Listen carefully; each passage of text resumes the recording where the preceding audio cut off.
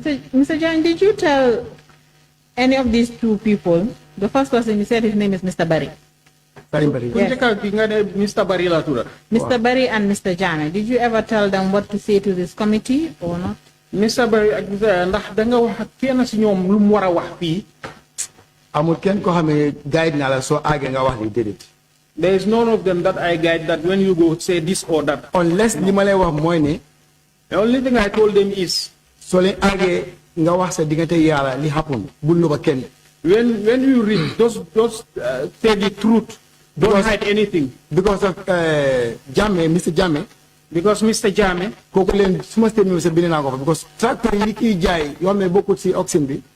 My statement I wrote the tractors that this guy sold that are not part of the oxen.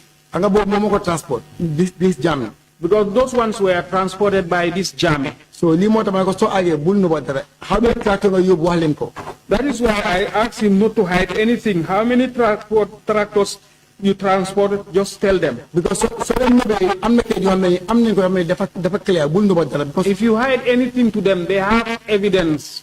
Wow, so pass apart from that, I don't know anybody. So sorry, you will record right now. Those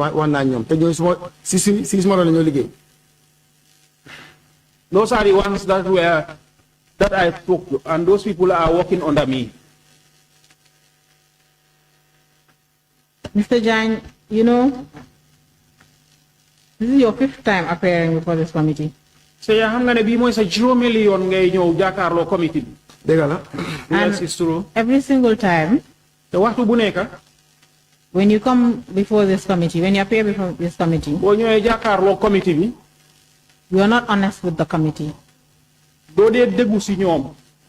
You don't want to tell the committee everything you know. So, no, Mr. Jagne, I'm not inviting. No, okay, you can come to the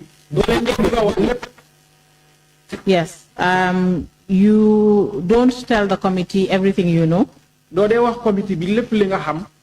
And you've been trying to hide information from this committee. And even going further to speaking to other witnesses that are supposed to appear before this committee. The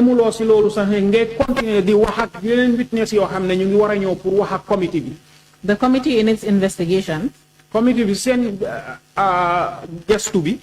we have found that, or the committee has found that,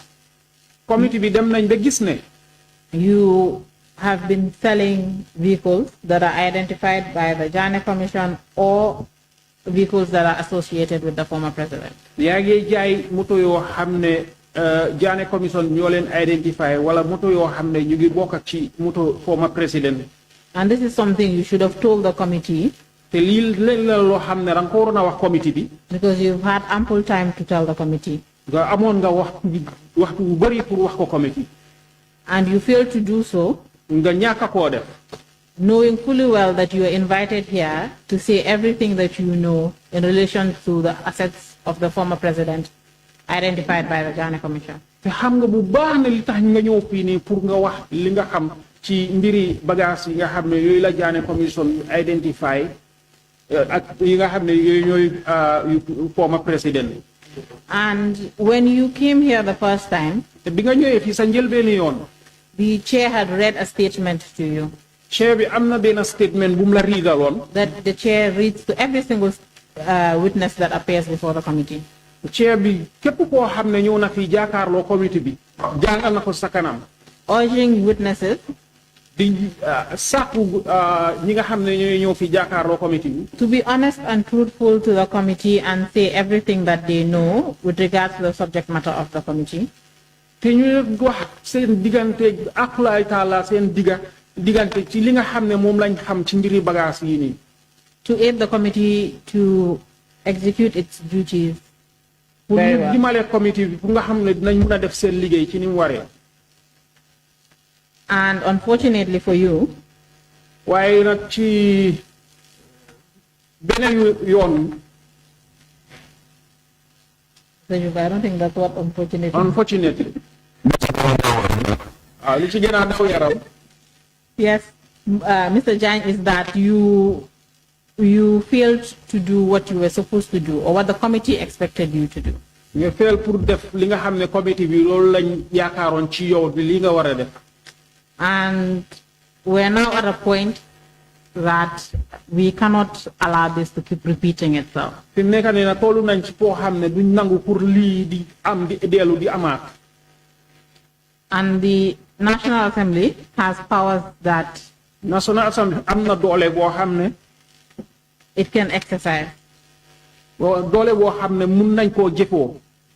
So now I am going to make an application to the Honorable Chair. Dina def application ci chair bi. For the Assembly to exercise its powers. Pour Assembly bi ñu jëfoo seen doole woowu. Honorable Chair. For the answer to this thing. So, Honorable Chair, I have an application to make, and it seems the witness wants to say something, but I'd suggest that I make my application first, and then the witness can say anything he wants to say to the chair, if the chair would allow. All right, very well.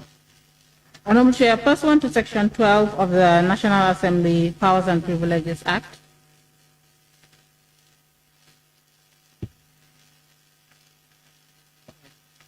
apologies.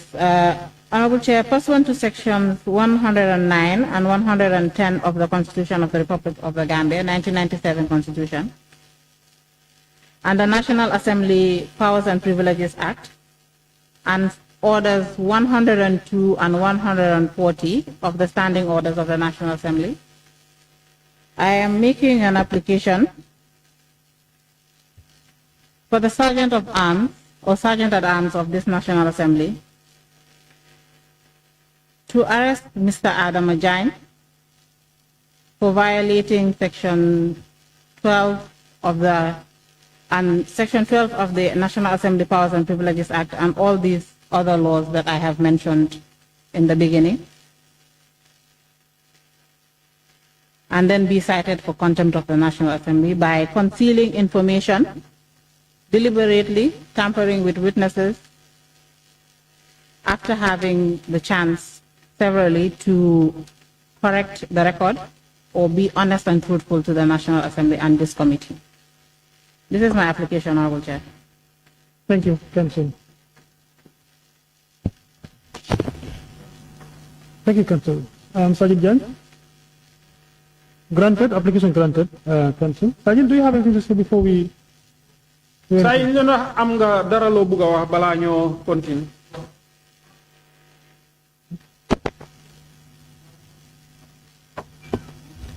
Li ma am pour wax mooy. What I want to say is. nekkul ne dama leen gis ne dañ ma witch hunt. I am not seeing that as if you are witch hunting me. Can I interject, please? Now I'm giving you only 1 minute to say something. So that would be beneficial to the committee, okay? So jox benn minute rek pour nga wax boo xam ne dina amal committee bi njëriñ.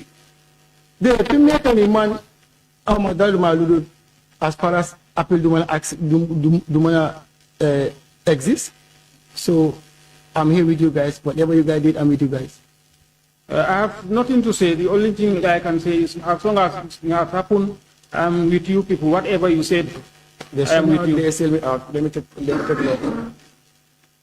All right. Thank you so very much, Council. Thank you, honorable members of the committee. Good. Thank you, honorable members of the committee and our investigation team, staffs of the National Assembly are present. Council application granted and pursuant to Section 109 and 110 of the Constitution of the Republic of the Gambia, the 1997 Constitution, and the National Assembly Powers and Privileges Act, and Order 102 and 140 of the Standing Orders of the National Assembly, I hereby order as follows: that the Sergeant at Arms of the National Assembly shall forthwith arrest Sergeant Adama Jagne and drive and deliver him to the custody of the Gambia Armed Forces, the military police, for further investigation and detention pending his appearance before this committee. pursuant to Section 102, Section 12 of the National Assembly Powers and Privileges Act. The Honorable Minister, Attorney General, and Minister for Justice is hereby notified of this order and is directed to take all necessary steps to initiate criminal proceeding against Sergeant Adama Jagne for contempt of the National Assembly. All law enforcement and public officers are required to cooperate fully in the execution of this order. That any failure to fully comply with this order shall constitute contempt of the National Assembly. Signed 29th day of October 2025. Sergeant Adama, you can effect the arrest, please.